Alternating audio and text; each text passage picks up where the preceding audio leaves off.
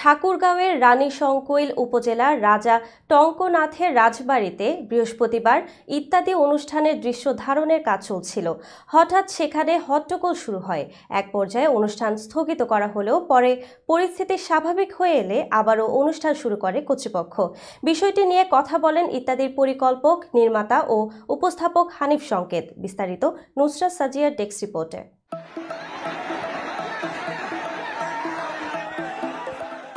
হানিফ সংকেত বলেন, সাধারণত কোনো প্রত্নতাত্ত্বিক নিদর্শন বা দেশের কোনো ঐতিহ্যবাহী স্থানে আমরা অনুষ্ঠানটা করি। আমরা জানতে পারলাম ঠাকুরগাঁওয়ের রানীশংকৈল উপজেলায় টঙ্কনাথের রাজবাড়ি নামে একটি জমিদার বাড়ি আছে, যেটা খুবই বিখ্যাত প্রত্নতত্ত্ব নিদর্শনও। আমাদের প্রত্নতত্ত্ব অধিদপ্তর এটা সংরক্ষণ করেছে। এরপর আমরা ওখানকার জেলা প্রশাসক সহ সংশ্লিষ্ট কর্তৃপক্ষের সঙ্গে কথা বললাম। যেহেতু এটা গ্রামীণ এলাকা, তাই সেখানে এত লোক পাবো কিনা তা নিয়ে সংশয় ছিল। তারপরও তাদের সঙ্গে কথা বলে সবকিছু মিলে টঙ্কনাথ রাজবাড়িতে আমরা করলাম। অনুষ্ঠানের আগে আমরা ৮,০০০ প্রবেশ পাস দিয়েছি। ওখানে কিন্তু আর্মি, পুলিশ সবাই ছিল। কিন্তু যখনই আমরা অনুষ্ঠান শুরু করলাম এবং আমি মঞ্চে উঠলাম, শুনলাম চারদিক থেকে ৩ কিলোমিটারের মতো রাস্তা প্যাকড, ৫ লাখেরও অধিক লোক। এত মানুষকে আমি কোথায় বসতে দেব? তখন বাঁশের ব্যারিকেড ভেঙে ঝাঁপিয়ে পড়ল তারা। ওখানে নারী আছে, শিশু আছে, আছেন বিভিন্ন বয়সী মানুষ। এরপর শুরু হয়ে গেল বিশৃঙ্খলা। পুলিশ এবং আমরা মিলে তাদের থামানোর চেষ্টা করেছি। অস্থির অবস্থা, অনেকেই চেয়ার ছোড়াছুড়ি করেছে। তিনি আরও বলেন, আমি যখন প্রশাসনকে ডেকে বললাম এভাবে অনুষ্ঠান করা যাবে না, মানুষ শান্ত হোক, তারপর অনুষ্ঠান শুরু করব। আপাতত আমরা অনুষ্ঠান কিছু সময়ের জন্য বন্ধ রাখি। এরপর অনুষ্ঠানের দৃশ্য ধারণ বন্ধ করে জানিয়ে দিলাম অনুষ্ঠান আপাতত হচ্ছে না, আপনারা শান্ত হন। সঙ্গেই সবাইকে চলে যাওয়ার অনুরোধও করলাম। পরবর্তী সময় আমরা চিন্তা করব কি করা যায়।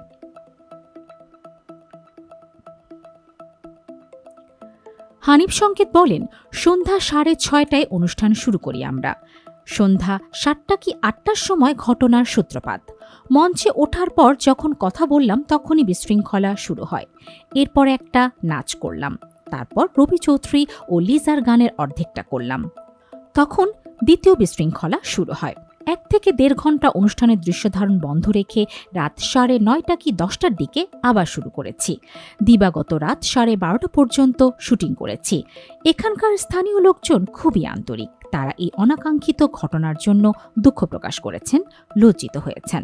আমরাও বুঝিনি যে এত লোক হবে, কর্তৃপক্ষ বোঝেনি যে এত লোক হবে। আমাদের জায়গাটা আসলে আরো বড় হওয়া উচিত ছিল। তিনি বলেন, এমন ঘটনা আমার জীবনে নতুন নয়। ময়মনসিংহের ত্রিশালেও ঘটেছে। ওখানেও কয়েক লাখ লোক এসেছিল। এরপর তো ছাদ ভাঙার উপক্রম হয়েছিল।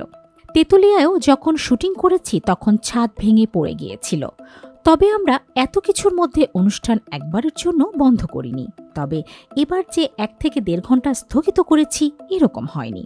এখানে নারী, দর্শক, শিশুদের নিরাপত্তার কথা ভেবে আমি অনুষ্ঠান বন্ধ রেখেছিলাম। সবাইকে শান্ত হওয়ার অনুরোধ করেছি, তারা শুনেছেনও। এত লোক, ভয়ে কেউ কেউ কান্নাকাটি শুরু করেছিল। আমরা তাড়াতাড়ি অনুষ্ঠান বন্ধ করে অনেক দর্শককে স্টেজের পেছনে নিয়ে আসি। দর্শকদের কোনো অপরাধ আমি বলবো না। এখন যদি কেউ আমাকে ভালোবাসে তা তো অন্যায় নয়, সেই ভালোবাসা থেকেই তারা এসেছে। যে বিশৃঙ্খলা সৃষ্টি হয়েছিল তা 1 থেকে 1.5 ঘন্টার মধ্যে থেমে গেছে। আমরাও চমৎকারভাবে অনুষ্ঠান করেছি।